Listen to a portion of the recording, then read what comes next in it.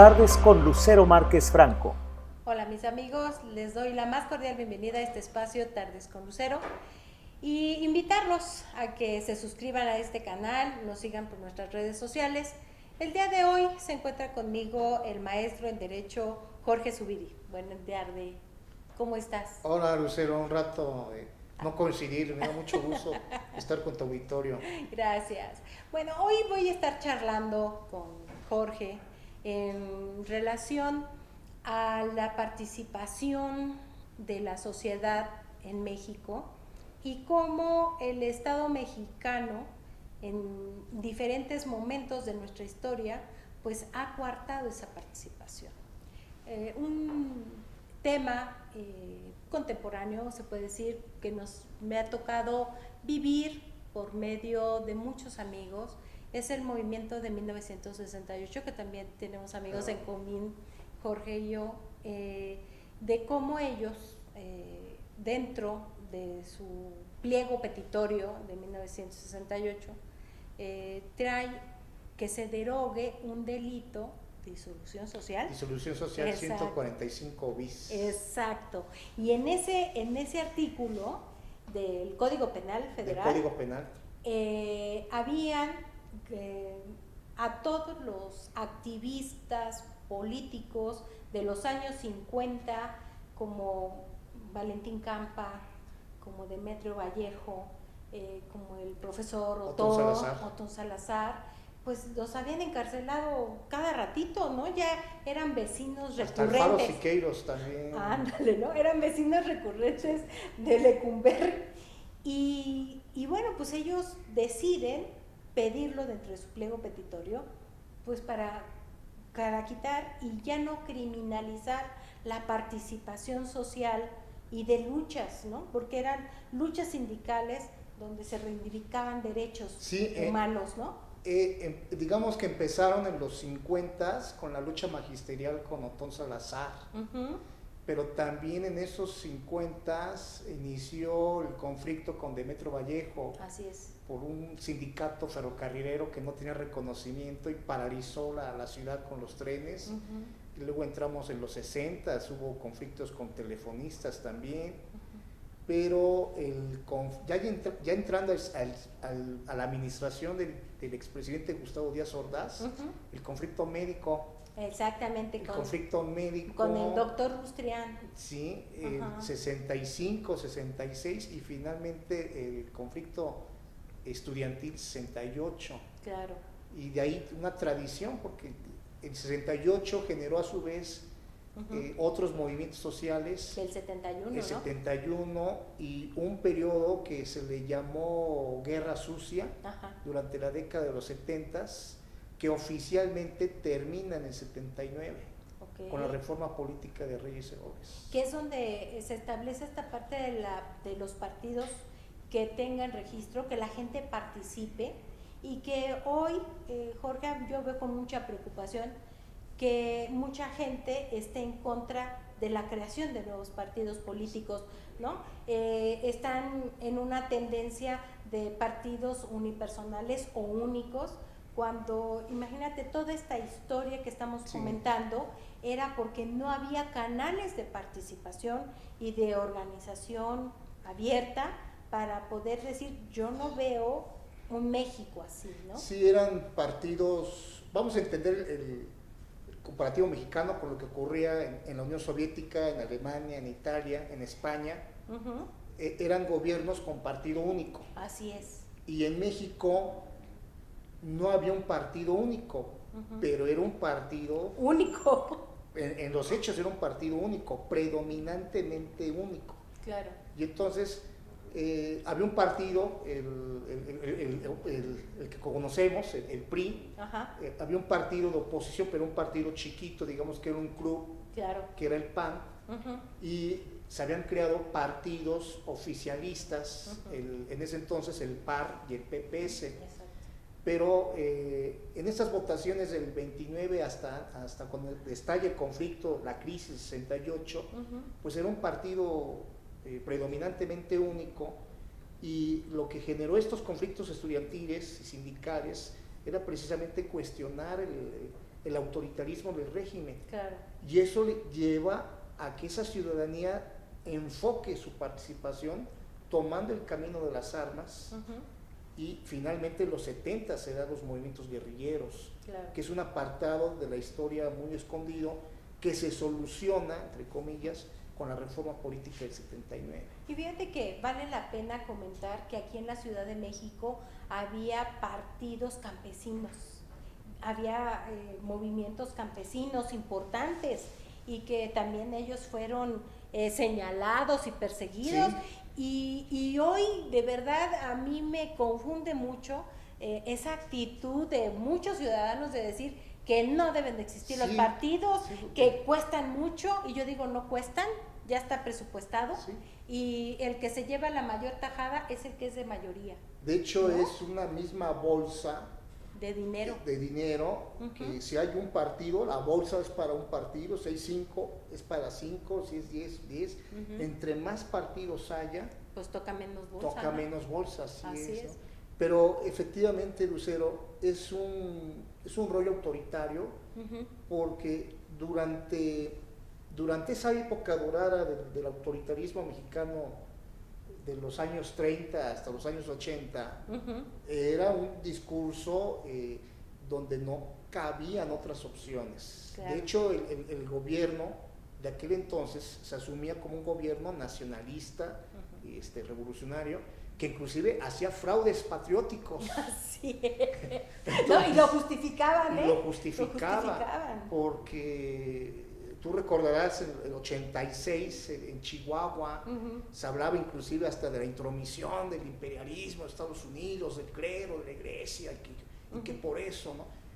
Y de igual modo el nacionalismo mexicano, nacionalismo revolucionario, era un rollo donde no teníamos por qué influenciarnos de doctrinas exóticas, que lo nuestro era un camino revolucionario propio, pero era para marcar distanciamiento de la izquierda socialista de inspiración marxista. Claro. Entonces también y además teníamos todavía la URSS, ¿sí? Como un modelo económico a seguir, ¿no? A seguir.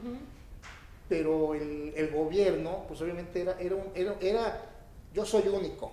La derecha es la iglesia, el PAN, los Estados Unidos, el imperialismo, y de izquierda son las doctrinas ajenas que atentan contra la Revolución Mexicana, porque así con ese sonsonete hablaban. Sí, ¿verdad? Y entonces a los dos los reprimo por igual. Y solamente un partido único, mis partidos satélites, mis partidos paralelos, y cada 6 años lo mismo. Gano y sigo ganando. Entonces ese es el gran mérito del movimiento democrático que inicia el 68, la reforma del 79, para impedir que exista una sola voz en este país. Y fíjate que es importante recalcar que la Casa del Pueblo, que es el Congreso de la Unión, tienen que estar representadas todas las voces. Y la única garantía son estos partidos, claro, para poder estar representados en la Casa del Pueblo. Y hoy de verdad veo con tristeza, la verdad sí me da tristeza, que muchos compañeros que lucharon con nosotros desde los años 60 hasta los 80, a mí me tocó más los 80, ahora se olviden de esa parte y quieran fomentar el partido único, ¿no? Y yo digo, bueno, ¿de qué estamos hablando? O qué tipo de democracia quieren estar impulsando, porque no, me acuerdo mucho en los años 90 que empezaron a hablar de la participación ciudadana y de los comités ciudadanos, y ahora pues ni comités ciudadanos, ni participación ciudadana, ni presupuestos participativos. Entonces ya lo entiendo, ¿eh? Es que la gobernanza autoritaria mexicana del siglo XX se mantiene, oye. Se mantiene. Versión 2.0, pero la concepción de ese gobierno era dividir al pueblo. Desde que dices pueblo, ya desde ahí lo uniformas, porque son ciudadanos con distintas agendas, pero desde el gobierno son el pueblo. Okay. Y entonces el pueblo, en esa visión, lo dividías en sectores, sector campesino, sector popular, sector obrero. Y entonces yo soy, oye, pero yo soy de este rollo, no, tú eres campesino, popular, obrero. Y empresarial. O empresarial, y te afilias a tu respectiva cámara. Entonces existía una organización que agremiaba a todos los campesinos, claro. Una que agremiaba a los trabajadores, que había un líder vitalicio, ¿te acuerdas? Que se decía de Janitzio. Sí, del Gelas. Y entonces era un sistema donde el gobierno decía, aquí tengo la sociedad controlada. Y el gran mérito de la lucha del 88 fue precisamente el romper esos controles. Así es. Y dejar que la ciudadanía se organizara, porque era tan tremendo el control que existía, que habían hasta comités seccionales, por casilla, afiliados al partido predominantemente único y a la central que identificaba, ¿no? Entonces, los que son priistas lo saben muy bien cuáles eran, ¿no? Sí. Pero era un modelo de gobernanza tranquilo. Y entonces aquel que decía, yo no quiero ser ni de la CTM, ni de la CNC, ni de la CNP, ni de la CROC, ni quiero votar por ese partido, lo mío es un rollo. Entonces allí es donde inicia la lucha política que se retoma en el 88 concretamente. Así es. Y es ahí donde se da esta lucha del gobierno y la resistencia, que obviamente, ahora sí, hay muchas historias ahí que conoces. No, pues ve el asunto tan estratégico de Salinas de Gortari cuando ve en el proceso electoral de 1988 que pierde la Ciudad de México el PRI, la gana el Frente Democrático Nacional encabezado por el ingeniero Cuauhtémoc Cárdenas y dice, no, yo tengo que volver a ganar la capital del país, y entonces establece toda una estrategia, solidaridad. Y no es por nada, muy buena. Muy buena, ¿no? Muy y el buena. asunto de la tenencia de la tierra en la Ciudad de México. Claro. Y entonces empieza con esta parte de la CORER y de la DGRT para que todo mundo tenga un patrimonio propio. ¿Te acuerdas? Se creó un sistema perverso que yo digo que le ganamos a los soviéticos. A todos, yo creo. Hasta el Partido Nacionalista Nazi. Sí, le ganamos a los nazis, a los soviéticos, porque era un régimen de libertades, entre comillas. Pero ¿qué crees? No es tu casa, la tienes que escriturar y el gobierno te va a dar la escritura. Y tú, campesino, pues ¿qué crees? No es tu tierra, el gobierno te va a dotar de tierra. Hoy no tienes trabajo, el gobierno te va a dar trabajo. Y entonces el gobierno organizaba así a la sociedad. Era un control muy bueno, lo que sea de cada quien. Que fue el gran milagro mexicano estabilizador, ¿no? Del desarrollo estabilizador. Pues, tenemos que reconocerlo, muy bueno. Desgraciadamente, eso quieren revivir. Desgraciadamente hoy lo quieren volver a implementar, pero no sé de cómo, yo no lo visualizo.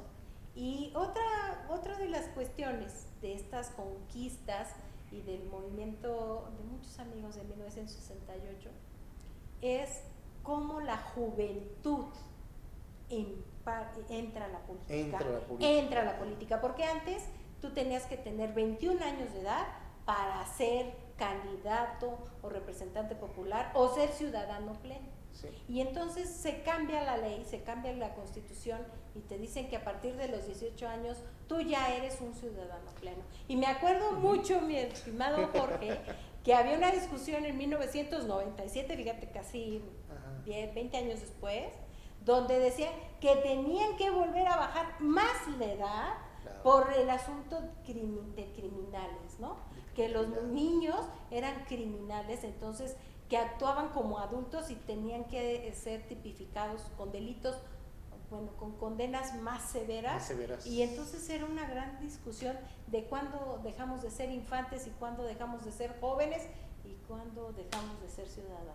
Sí, es una visión paternalista del Estado que dice, yo te digo cuándo puedes votar y cuándo no. Pero retomando ese control, existía un control también de los jóvenes. En las escuelas no existían comités de lucha, ese fue un concepto que surge después de 68, pero los estudiantes estaban organizados en sus respectivas federaciones. El Politécnico tenía la Federación Nacional de Estudiantes Técnicos y la UNAM tenía el Muro. Okay. Entonces, cuando sucede el 68, se da una organización paralela y surgen los comités de lucha adoctrinados, digamos, en esta lucha socialista marxista o en este catolicismo cristiano, izquierda y derecha. Pero cuando llegamos al 87, con el movimiento estudiantil 87, con el CEU, venimos del sismo, viene el 87, luego el 88, ahí como que se da otro nuevo impulso. Y ahí es donde lo que tú decías, Lucero, ¿no? La necesidad de que haya grupos que a mí no me clasifique si soy del FENET, si soy del Muro, si soy de la CNC, o sea, yo quiero ser mi propio grupo. O sea, ese es el mérito de los movimientos estudiantiles ochenteros. Así es. Y es, bueno, de verdad a mí me tocó una época, y creo que a ti también, Sí, de participar, ¿no? De organizarnos y de podernos manifestar sin temor a estar señalados o que nos encarcelaran. Hasta el 99, por cierto. En el 99 sí se tipificaron pues se clasificaron, o no sé, delitos penales para decir que, miren, estabas violentando el Código Penal siempre ha estado. Existía el delito de disolución social, pero también existían otros delitos. ¿Cómo cuáles? Por ejemplo, el daño a la propiedad ajena, el robo, el despojo, obstrucción de las vías de comunicación. Cuando se da el movimiento estudiantil 68, tú recordarás que hay una frase célebre de Díaz Ordaz que dice: hemos sido tolerantes hasta grados criticables. Sí. Entonces se refiere a eso, ¿no? Donde decía, ya hay que aplicar la ley, ¿no? En su primer informe de gobierno dice Díaz Ordaz, el dilema es, ¿debe o no debe intervenir el ejército? Hemos sido tolerantes hasta grados criticables, y entonces entra ya la etapa de la aplicación de la ley. Pero este es un rollo filosófico político. El monopolio de la violencia la tiene el Estado, entonces el Estado la aplica. Claro. Cuando estás en un contexto social, en un movimiento, y aplicas la ley, pues obviamente si lo ves desde el punto de vista político, pues te están reprimiendo. Y un derecho político, desde la época de John Locke, de Thomas Hobbes, es el derecho a la rebelión. O sea, tienes derecho a rebelarte contra tu mal gobierno. Claro. Y desde el punto de vista jurídico, la ley debe aplicarse. Entonces, ¿qué tenemos? Un gobierno que aplica la ley y una sociedad que se moviliza. Y se da ese conflicto. Entonces, en esos conflictos, finalmente la ley atiende la necesidad política. Entonces es cuando ya vienen los cambios, y el gobierno le cae el 20 y dice, no, pues sí se me pasó la mano, vamos a hacer amnistías, vamos a hacer reformas políticas. Y en el caso del 68, ese proceso culmina en el 79. Pero lo que ocurrió después en el 88, eso culmina con el Instituto Federal Electoral y digamos con la transición que se da en el 2000. Claro. ¿Quién cuenta los votos? Exactamente. ¿Quién cuenta los votos? ¿Quién organiza la elección y quién cuenta los votos? Y entonces ahí es donde se da el pacto tácito, ¿no? De gobierno soy neutral, ciudadanía ustedes organícense, ¿no? Pero pues nos toca vivir movimientos de todo tipo y pues obviamente pues ahora sí, el pueblo tiene derecho a rebelarse, ¿no? A disentir, a criticar. Fíjate que después del, ¿qué te gusta? Del año 2012, bueno, cuando llega Fox, ¿no? Ajá. Cuando llega Fox de 2000-2006. Exacto, bueno, pero cuando llega Fox, él empieza a fortalecer a la sociedad civil, si tú te acordarás. Sí. Y traía mucho el asunto del concepto de la sociedad civil y de las asociaciones civiles y de las fundaciones, y que se especializaran en algo que no podía ser multifuncional. A mí siempre me pareció absurdo, ¿no? Pero él decía, si es para grupos vulnerables, si es para mujeres, si es para vivienda. Y antes, cuando yo participaba en las asociaciones civiles, pues éramos multifuncionales, tanto veíamos a gente de comercio, como veíamos solicitantes de vivienda, como veíamos asuntos de deportes, de cultura, de varias cosas, pero él nos empieza a clasificar como asociaciones civiles.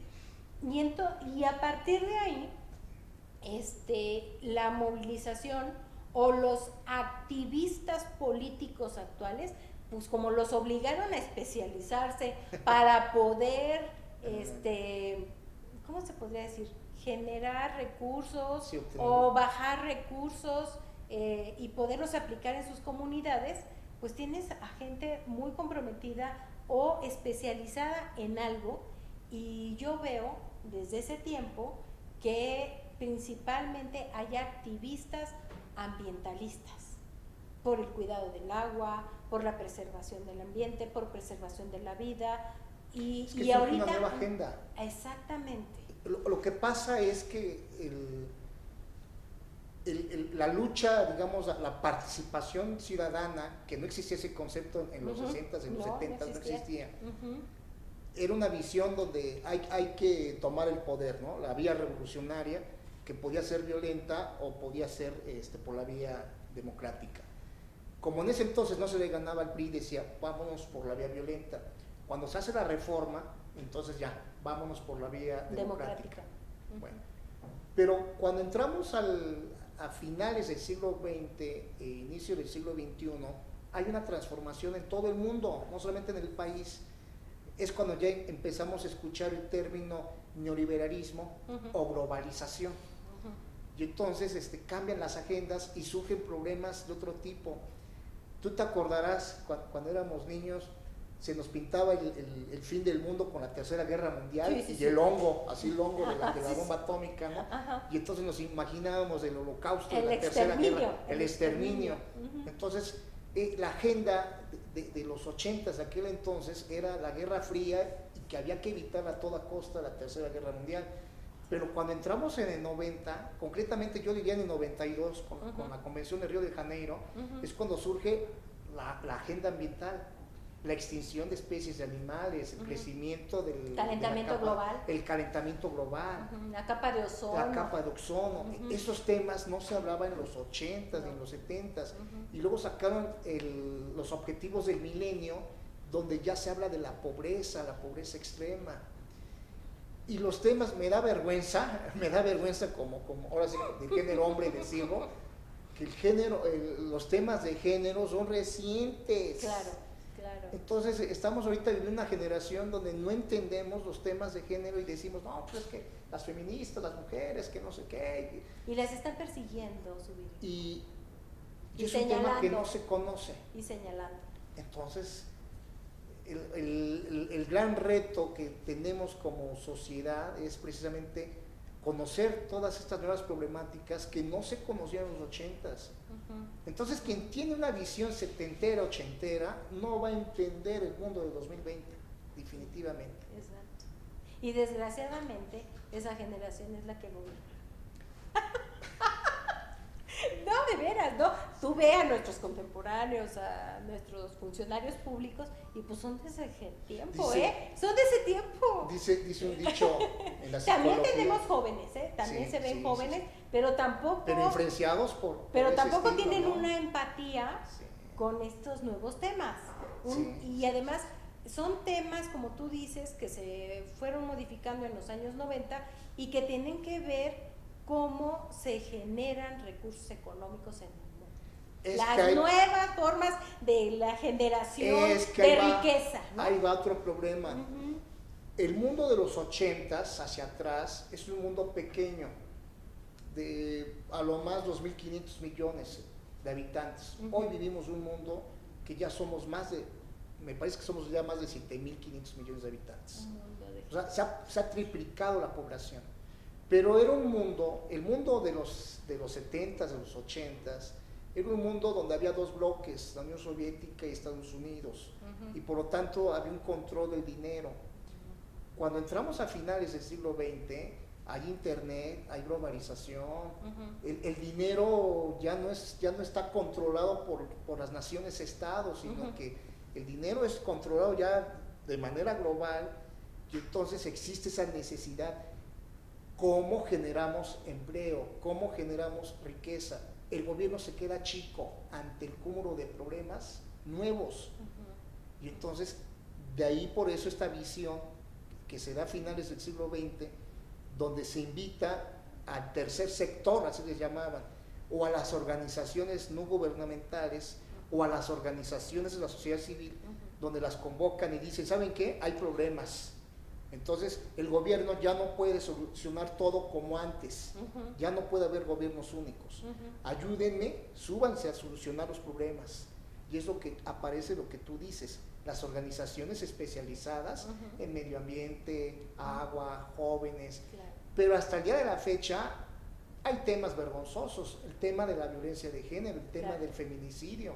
O sea, alguien dirá, ay, ¿a poco de la violencia en general? ¿A poco se matan? Sí, en México cifras de homicidio doloso, mujeres víctimas de feminicidio, o sea, esas cosas, no se hablaban de esas cosas ahora. Antes. Ahorita cuando se están hablando de esas cosas. Y se están contabilizando. Creo que es algo importante, se están contabilizando. Gracias a que se pudo tipificar el delito de feminicidio, se está contabilizando. Porque antes existía, era homicidio doloso, sí, ¿no? Es que también la gobernanza de aquel entonces no cuantificaba el tamaño de los problemas. Así es. Los políticos decían, daremos tierra, pero no decían cuántas hectáreas. Daremos vivienda, ¿cuántas viviendas? ¿Y a cuántos beneficiarios? ¿Y a cuántos beneficiarios? Yo tampoco. Yo tampoco. Dicen que los 25,000 pesos y yo no los veo. Entonces, hay las leyes de transparencia. ¿Te acuerdas que antes no se hablaba de transparencia? Ni siquiera existía el concepto de rendición de cuentas. Así es. A partir de la administración de Fox, como que lo comienzan ya a abordar con las leyes de transparencia. Son muy adelantadas las leyes de transparencia, pero el mundo de los 90s, de los 80s, una total discrecionalidad. Ese es el asunto. Yo, si lo quieres ver, vamos a filosofar, vamos a filosofar un ratito, pequeñito. Yo no entiendo por qué ahora, a todo lo que se generó como mecanismos de control del Estado, ahora lo quieren desaparecer, ¿no? ¿Por qué? Pues no lo sé, no sé, estos asuntos de control te dicen que no, que pues, porque son una carga para el erario, pues, que es una carga para el presupuesto. Pues no, yo pienso que es una nostalgia al pasado. Dice el dicho que lo que te choca te checa, y les chocaba el gobierno autoritario de aquel entonces, ¿no? Y lo odiaban tanto, ¿no? Sí, y cuando llegaron a ser gobierno, lo adoran, lo aman, de veras. Adoran eso, ¿no? A mí me sorprende. Y nosotros luchábamos en contra de eso. Pues sí, pero algunos lo odiaban tanto que detrás de ese odio había un amor inmenso, ¿no? Y entonces a mí me da risa. Yo digo, ¿cómo es posible? No conociste historia, no sabes lo que se vivió antes. Y regresamos.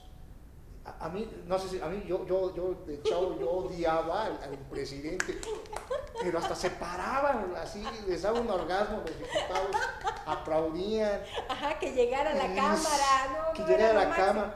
La fiesta del presidente. La fiesta, y te acuerdas del besamanos. Sí. Salían, transmisión en cadena nacional, no hombre, y sobre todo para un niño que quería ver caricaturas y no podía. No, y todo el día. Todo el día. Era el informe. Presidencial. Además, era día que no íbamos a la escuela, por favor. Sí, no íbamos a la escuela y era el informe. Y los noticieros de televisión repitiendo las frases y bla, bla, bla. Sí. No, o sea, y el confeti, por favor. El confeti y toda la pachanga. Y gracias al 88 se rompe eso. Sí. Que yo considero que el presidente que lo rompió fue Zedillo. Ernesto Zedillo fue el que dijo, ya no me hagan panchos en mi informe, lo presento a las 6 de la tarde. Fueron informes muy ejecutivos. Muy ejecutivos, una sana distancia, decía él, ¿no? Pero después llegamos a la pachanga, porque lamentablemente el expresidente Fox pues no se respetaba como presidente, entonces con sus botas y su mezclilla. No, y además un ranchero puede llegar a ser presidente, ¿no? Y se perdió el respeto a la figura presidencial. Y yo creo que ahora es esa añoranza, ¿no? De que el presidente resuelve todo. Pues sí, la añoranza. Yo me acuerdo de eso, de que el presidente resuelve todo, no importa la ley, no importan los jueces, no importa la casa del pueblo. Y me preocupa porque desde hace buen rato, 30 años, un poquito más, hay un asunto de denigrar a la casa del pueblo. Denigrarlo. Claro.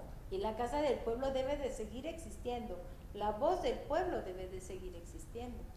Y ahora te manejan que es un gran costo económico tener a la casa del pueblo, cuando debe de seguir existiendo la casa del pueblo. Sí, se les diga, no lo modifiquen ni con una coma esta iniciativa, ¿no?